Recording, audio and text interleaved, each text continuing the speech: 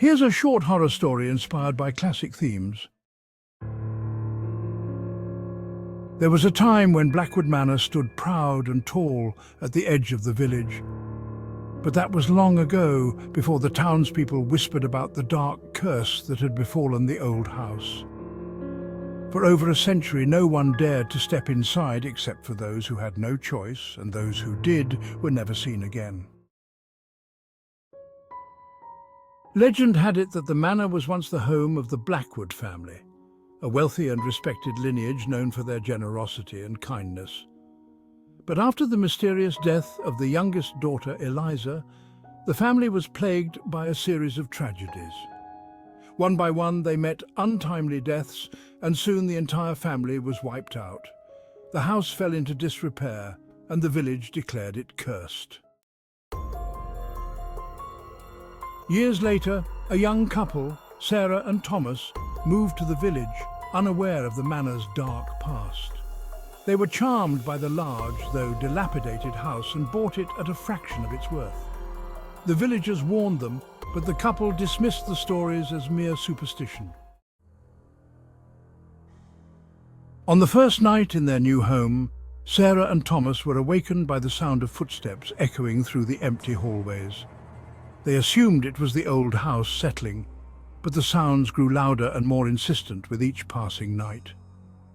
Doors creaked open on their own, shadows moved in corners where no light should be, and the air grew thick with the smell of decay. One night, Sarah was awoken by a soft, mournful singing. The voice was that of a young girl singing a lullaby. She followed the sound through the darkened halls until she reached the nursery. There in the corner sat a spectral figure, a young girl in a white dress, her face pale and her eyes dark, hollow pits.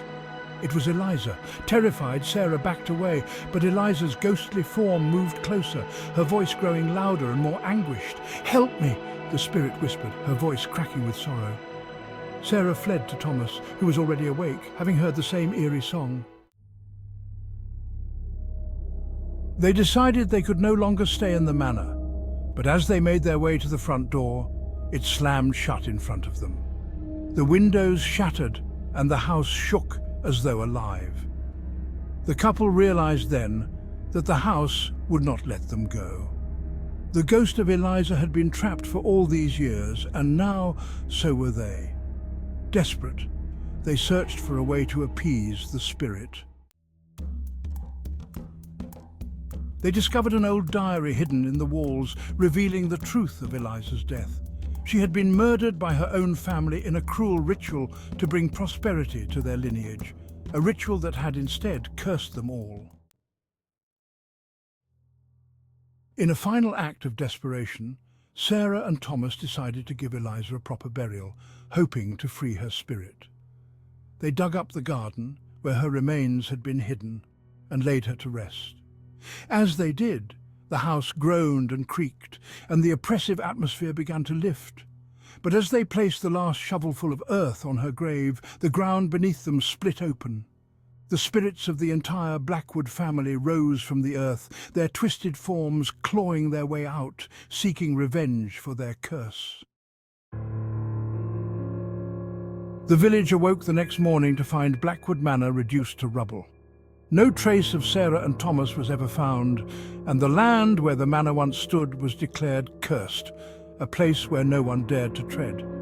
To this day, villagers say that on certain nights you can still hear the faint sound of a young girl's lullaby drifting through the air, carried by the wind from where Blackwood Manor once stood.